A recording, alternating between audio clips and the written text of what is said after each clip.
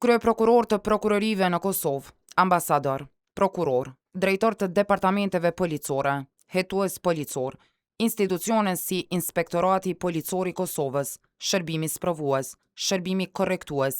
Administrata Tatimore e Kosovës, ishin pjesë e lansimit të dokumentarit Liberalizimi kontrabandës. Dokumentari i realizuar nga Bern Kosova dhe Internews Kosova shfaq pamje ekskluzive të funksionimit të grupeve kriminale, të cilët angazhohen për kalimet ilegale dhe kontrabandën e qytetarëve nga vendet si Siria, Irani, Afganistani, Bangladeshi, e madje edhe rrugët që përdoren në Kosovë. Dokumentari që po lansohet sot është ana tjetër e një Kosove që shumë pak njerëz e din, shumë pak njerëz e kanë pa, edhe mujnë me besu që në venin ton ka grupe që kanë fillu me i kidnapu migrant, me i rreh, edhe me i vra, edhe krejt kjo me ndodhë në Kosovë. Pak njerëz besojnë që në Ballkan kemi grupe kaq strukturuara të cilat kur ju duhet e marrin kontroll edhe kufinin, edhe transportin, edhe qarkullimin e migrantëve, edhe në territorin ton i torturojnë migrantët e tjerë. Dokumentari që keni me pa i tregon dy anë, tregon pamje se në çfarë gjendje dhe çfarë viktima janë ata që e kalojnë kufinin, e sa të ashpër e dhunshëm e të pasun janë ata që e organizojnë këtë kontrabandim të njerëzve. Pamjet që kemi mi pa në këtë dokumentar, sot e ma vonë publiku jonë, janë ekskluzive të torturave që i përjetojnë migrantët në Kosovë, janë pamjet që janë marrë për telefonave tëne, ata pa thërën kam edhe i kanë torturu, edhe kanë gjiru torturimin e tëne, sepse torturimi tëne menoj që mënyra e gjirimit kallëzën që ata kanë qef me këtë gjirim me i tu tjerë, që s'keni qare pa dhonë pare se qërë qka ju bojmë. E këto gjirimet torturave jo më bo në Kosovë, edhe po dalim për herë të parë para jush. Në lansimin e këtij dokumentari, përveç angazhimit të institucioneve në hetim të rasteve, u vlerësua edhe angazhimi i ekipit të Bern Kosova dhe Internews Kosova për dokumentimin e rrugëve ilegale që përdoren nga grupet kriminale për migrantët. Madje në fjalimet e tyre, drejtuesit e institucioneve të sigurisë e drejtësisë treguan për punën që po bëhet në trajtimin e fenomenit të kontrabandës me migrant. Ka një rol të qartë dhe të panegociueshëm këtë betejë. Mbrojtjen e ligjit, ndjekjen penale dhe garantimin që askush mos përfitoj duke shkelur ligjin dhe duke cënuar dignitetin njerëzor. Ne kemi intensifikuar hetimet proaktive, e kemi forcuar bashkëpunimin ndërkombëtar dhe kemi ngritur kapacitete profesionale për të goditur jo vetëm hallkat e dukshme, por mbi të gjitha strukturat që qëndrojnë pas këtij fenomeni. Sikurse dëshmon edhe rasti koduar me emrin Laboratori 2025, ku të dyshuarit tashmë janë të sankcionuar dhe nga Mbretëria e Bashkuar, ky veprim shënon një haptutje drejt forcimit të bashkëpunimit me Mbretërinë e Bashkuar në luftën e përbashkët kundër krimit organizuar, si dhe promovimin e sigurisë dhe drejtësisë në rajon dhe me gjërë. Megjithatë, ne jemi të vetëdijshëm se kjo është një betejë që kërkon më shumë se sa ndëshkim. Kërkon ndërgjegjësim shoqëror, koordinim institucional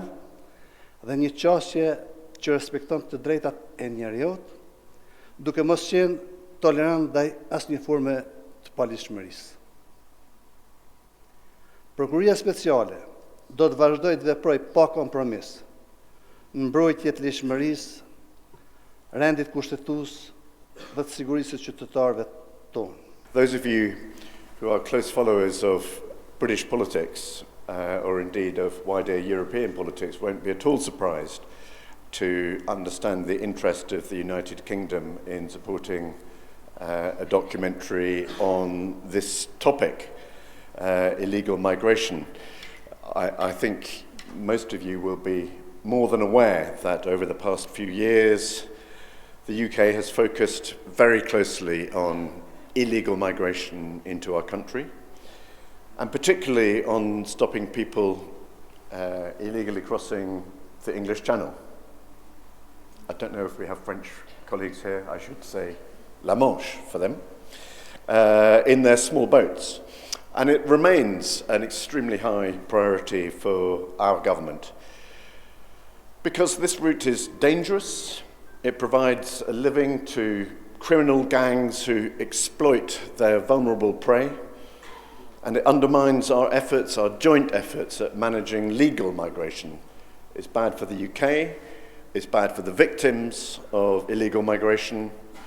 and it's bad for efforts across this continent to manage the movement of people fairly and humanely. Edhe të pranishmet, në lansimin e këtij dokumentari treguan vlerësimin e tyre. Këto dokumentari janë të rëndësishme nëse ne koordinuemi edhe me partner ndërkombëtar që kemi, sidomos Frontexi, i cili ka rol jashtëzakonisht të rëndësishëm, sidomos me migrimin dhe kontrabandën dhe për molla të tjera. Është e rëndësishme sidomos bashkëpunimi edhe rajonal. Na e dim që bashkëpunimin me Serbinë e kemi zero ose negativ, dhe në shumicën e rasteve ata e shfrytëzojnë ndoshta kontrabandues nga Serbia shfrytëzojnë Kosovën me qëllim që edhe neve si Kosovë, si shtet më na qit negativisht para bashkisë ndërkombëtare, mirëpo njëkohësisht e shfrytëzojnë momentumin se na e dim që shpesh herë,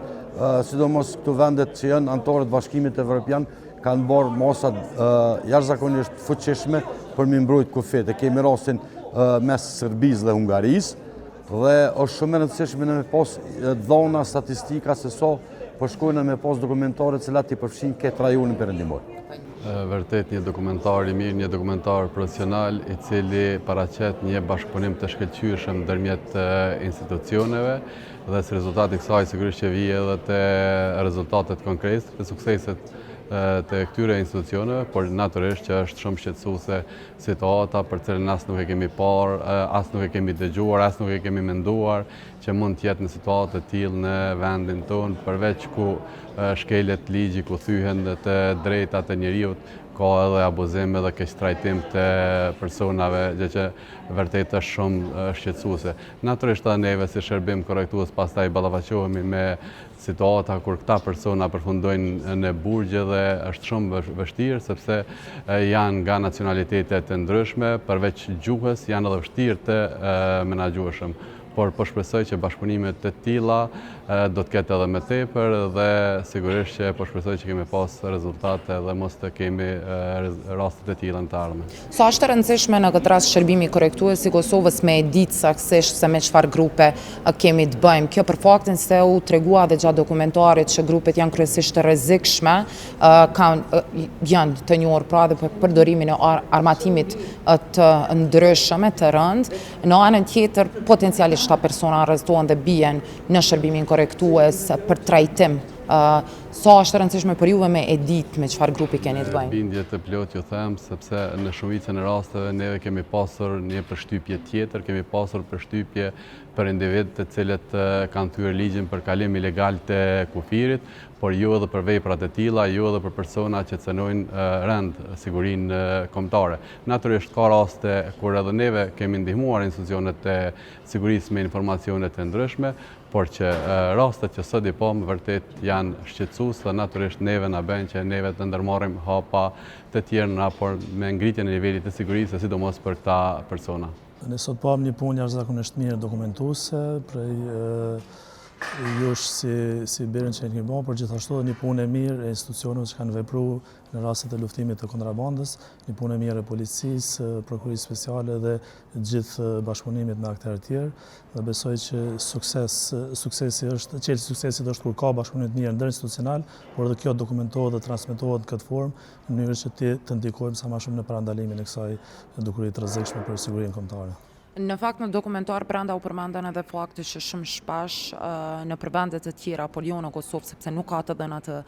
të cilat janë të regjistruara, migrantët kryesisht rrihen kur zihen prej anës zyrtarëve policor, kryesisht kufitar. Në Kosovë gjatë këtyre viteve prej kur ju e drejtoni inspektoratin policor, a ka pas raste të tilla të cilat janë raportuar? Inspektorati policor ka pas një fokus të veçantë në trajtimin e rasteve të keqtrajtimit gjatë ushtrimit detyrave zyrtare. Nuk mbaj mend që të ketë pasur raste ku zyrtarë policore janë përfshirë në rastet të emigrantëve apo në keq trajtim të emigrantëve, por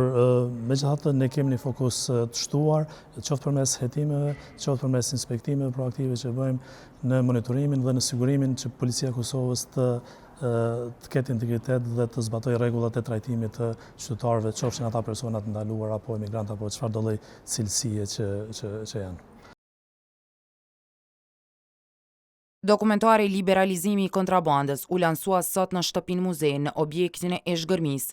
ndërsa do të transmetohet i plot të dielen me 22 shkurt 2026 në ora 20:10 në RTV Dugagjinje dhe live në kallzo.com.